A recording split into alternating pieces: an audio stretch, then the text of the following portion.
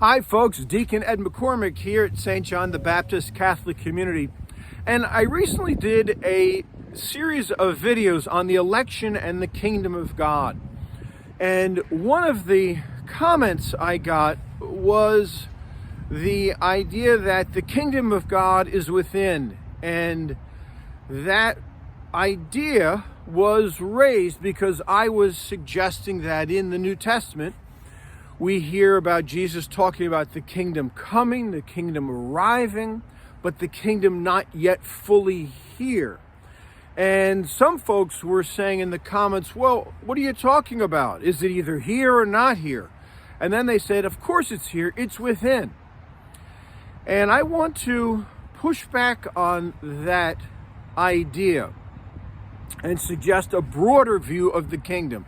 I tried to do it in those videos, but I'll try once again. First, some clarification. The idea of the kingdom of God comes from what Jesus says in the Gospels, especially Matthew, Mark, and Luke. He only mentions it once or twice in John's Gospel. And our understanding of what he means by the kingdom of God comes from what he says about it in Matthew, Mark, and Luke. And the background to his vision of the kingdom of God, it comes from the Jewish prophets that we are now hearing during daily Mass and Advent. And so to really understand what Jesus means by the kingdom of God, and that's what we're interested in, what he means by it and what the gospel stories mean by it. To really understand that, we have to appreciate the promises the prophets, especially Isaiah, make. Now, this expression, the kingdom of God is within, it comes from one passage in the entire New Testament, from Luke chapter 17, verse 21. And it's one word. And biblical scholars will suggest that it can mean within, but it also can mean among. And I think in our modern day, with our very narrow view of the human person, a privatized internal view, and rather than a social and cultural view, people grab onto that and say, oh, it's within, the kingdom is within. But Jesus himself reminds us that inside us are all kinds of thoughts and feelings. A lot of them don't have to do with the kingdom. He reminds us that inside us can be envy and jealousy and rage and resentment and all kinds of terrible thoughts. So it's a bit naive, I think, to think that the kingdom of God is solely within. Do I think that the Spirit of God dwells within us? Yes. But it requires discernment and sorting out the very different feelings and thoughts we have. But I do not think we can limit the presence of God, the kingdom of God, to within us, because Jesus doesn't, because the Synoptic Gospels don't. So let me give you some background from these great readings from Isaiah that we're hearing this week in daily Mass. The first one comes from chapter 2 of Isaiah.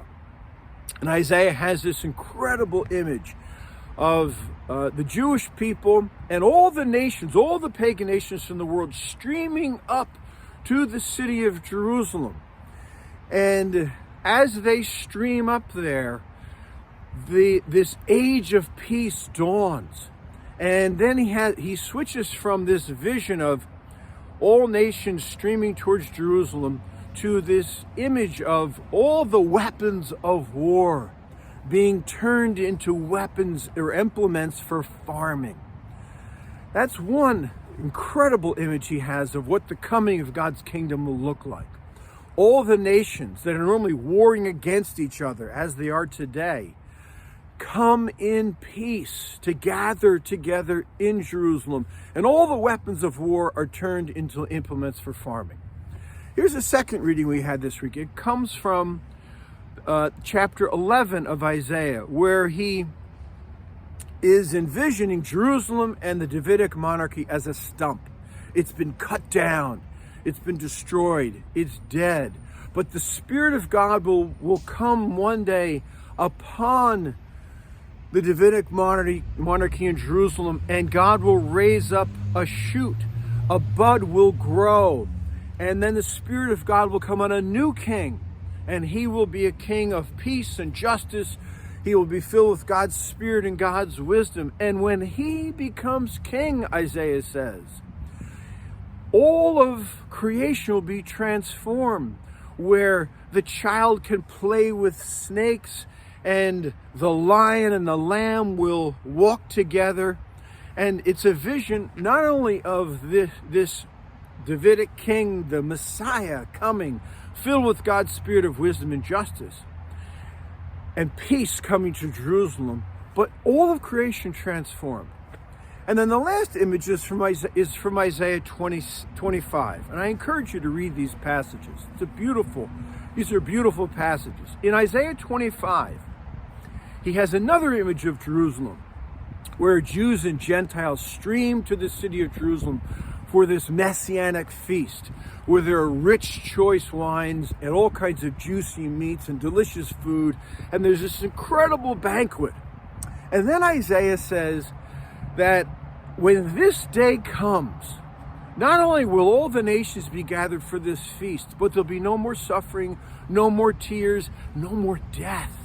And then he says, and then our God will be here. You see, the kingdom of God for Isaiah is not up in heaven.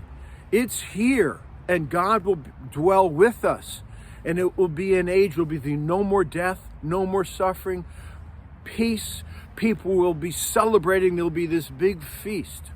So when Jesus goes around Galilee, announcing the kingdom of God is at hand, the kingdom of God is arriving, he has in his mind this phrase, kingdom of God, as a summary of these Jewish hopes. This hope for an age of peace, hope for an age of justice, hope for reconciliation among nations, for the transformation of all of creation. And ultimately, God's Spirit guiding us and filling all things.